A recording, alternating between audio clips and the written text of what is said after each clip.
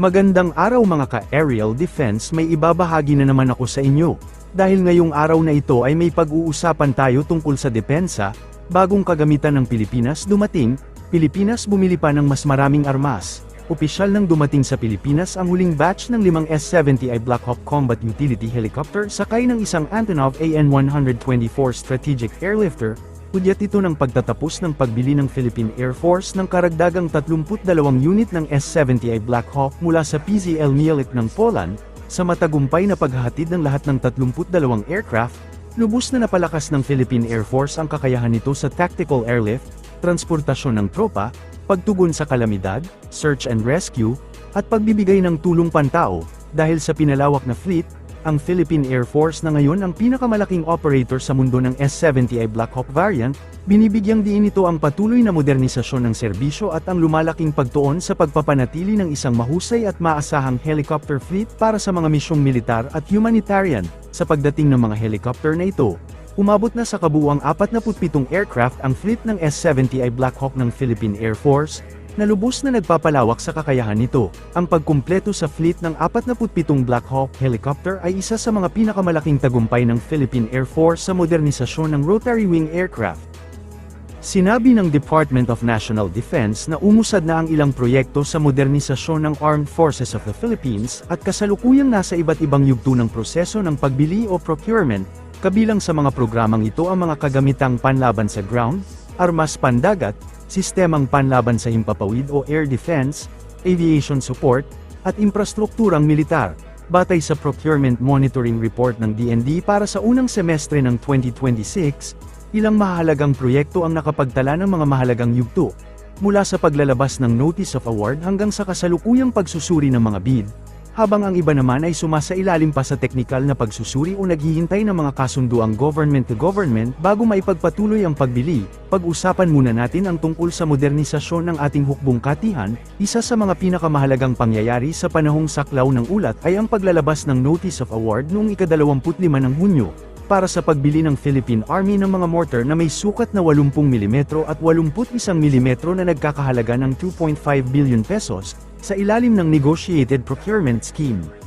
Isa pang malaking proyekto ng Philippine Army na naghihintay ng implementasyon ay ang pagbili ng 155 mm self-propelled howitzers na nagkakahalaga ng 5.5 billion pesos sa ilalim ng programang PGM Ready, ang proyektong Night Fighting System Capability Development ng Army na nagkakahalaga ng 1.4 billion pesos, para sa Philippine Army Maneuver Unit at 11th Infantry Battalion ay nasa proseso pa rin ng procurement sa ilalim ng limited source bidding.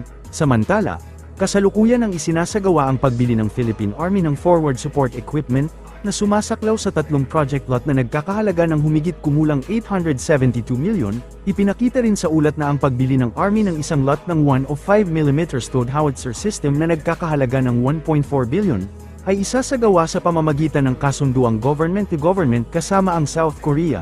Isa pang proyekto ay ang Combat Engineer Equipment Lot 2 ng Philippine Army para sa isang floating support bridge na nagkakahalaga ng 1.7 billion. Dumako naman tayo sa nangyayaring modernisasyon para sa hukbong himpapawid. Kabilang sa mga proyektong tapos na ang proseso ng pagbili ay ang pagkuha ng Philippine Air Force ng mga spare parts, na magagamit sa loob ng 3 taon para sa kanilang fleet ng mga fighter aircraft na FA-50PH.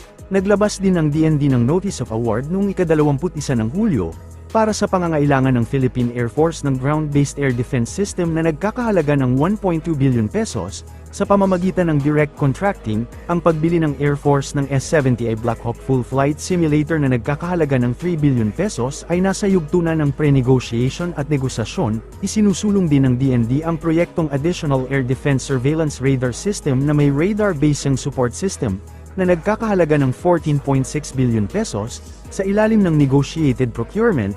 Kasalukuyang tinatapos ang mga tuntunin o terms of reference ng proyekto, na sa pipeline din ng radar-based support system Phase 2 na nagkakahalaga ng 1.4 billion pesos. Isa pang mahalagang proyekto ng Air Force ay ang pagbili ng bagong presidential aircraft na nagkakahalaga ng 8.8 billion pesos sa ilalim ng direct contracting.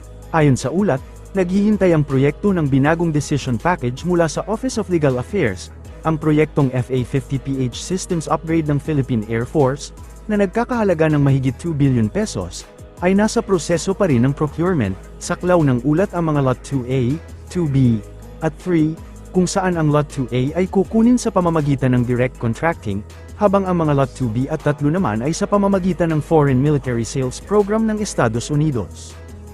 Para naman sa Philippine Navy, nakasaad sa ulat na kasalukuyang pinoproseso ang pag-aproba ng Notice of Award para sa Frigate Weapons and Sensor System Upgrade Project na nagkakahalaga ng 5.3 billion pesos, saklaw nito ang pagkakabit ng Close-in Weapon System at Towed Array Sonar para sa mga frigate na nasa ilalim ng Jose Rizal Class. Iniulat din ng DND ang patuloy na pag-usad ng Corvette Weapons and Sensor System Upgrade para sa frigate na nasa ilalim ng Miguel Malvar Class. Ang proyekto ay binubuo ng Lot 1A para sa Surface-to-Air Missile System na nagkakahalaga ng 7.7 billion pesos at Lot 1B para sa 35mm ammunition na nagkakahalaga ng 690 million pesos, parehong nasa ilalim ng direct contracting ang mga proyektong ito, kung saan nakasaad sa ulat na nakikipag-ugnayan ang Technical Working Group sa AFP Special Management Office at Office of Legal Affairs upang baguhin ang mga pondo at teknikal na detalye. Para sa Philippine Navy, nagpapatuloy ang proseso ng pagbili ng isang 3,500 toneladang floating dry dock para sa Naval Sea Systems Command na nagkakahalaga ng 2.2 billion pesos sa pamamagitan ng competitive bidding, bukod sa mga proyektong may kinalaman sa firepower at mobility. Nakalista rin sa ulat ng pagbili ang iba pang mga inisyatiba sa modernisasyon na nasa iba't ibang yugto pa ng proseso, kabilang ang Counter Unmanned Aircraft System Project, Electronic Warfare Enhancement Acquisition Project, at Maritime Situational Awareness System Integration Project. Sinabi ng shipbuilder mula sa South Korea na HD Hyundai Heavy Industries na inaasahan nitong makakuha ng karagdagang kontrata mula sa Philippine Navy, para sa mga karagdagang 3,200 toneladang frigate sa ikatlong bahagi ng 2026, habang tinatapos nito ang mga kinakailangang pamamaraan para sa nakaplano na pagbili. Lumahok ang mga US Marine sa isang pagsasanay sa jungle survival na pinangasiwaan ng mga Philippine Marine mula sa 1st Marine Brigade, bilang bahagi ng Marine Exercise 2026, malapit sa Cotabato City, Mindanao. Pinatitibay ng MEREX ang kakayahan sa magkatuwang na operasyon ng Philippine Marine Corps at US Marine Corps, habang pinalalakas din ang matagal ng alyansa ng US at Pilipinas at ang pinagsamang kahandaang tumugon sa anumang krisis. I will just give the floor to one of my personnel.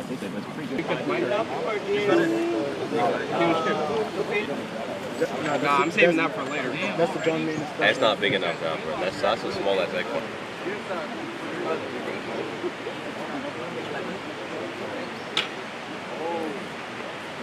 Monkeys, wild deer. If you have wild deer.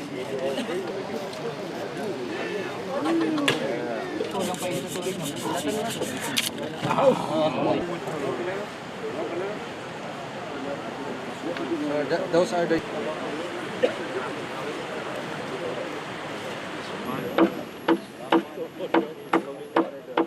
Some of these guys in the time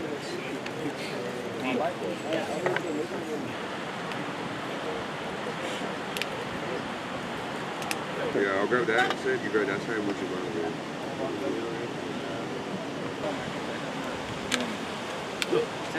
One more. One, two,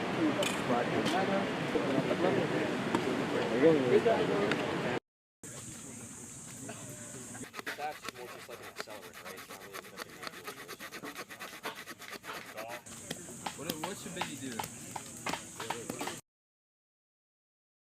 Kabir, Kodak. Kodak, Kabir.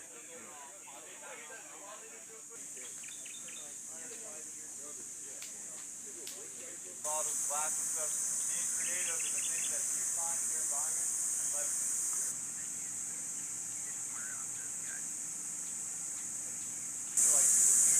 level of filtration, and then we're gonna rig for like probably 2 survival.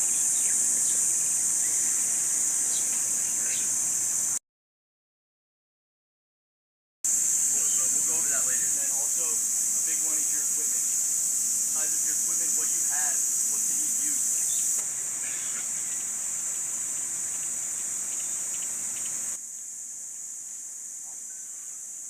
Possible sources of food.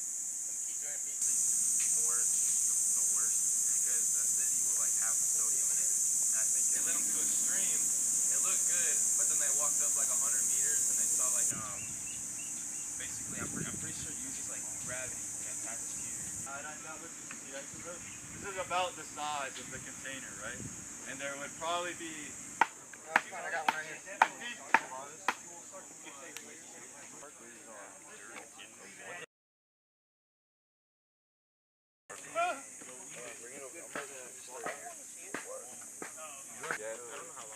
Yeah, I forget the exact measurement. It's like 1 by 1 meter and then like 1 foot. Brown belt. Who made the tripod sergeant digging a hole?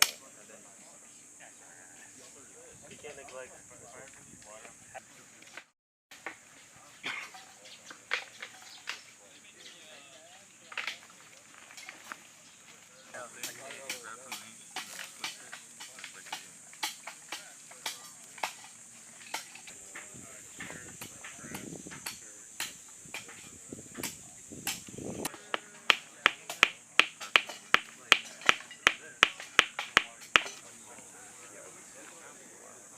Gentlemen, look, I purified water.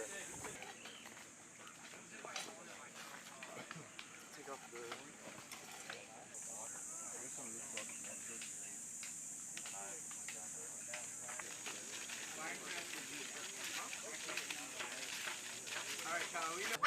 Hey, which one of you guys are doing it? All right, first squad, help. We're gonna get started.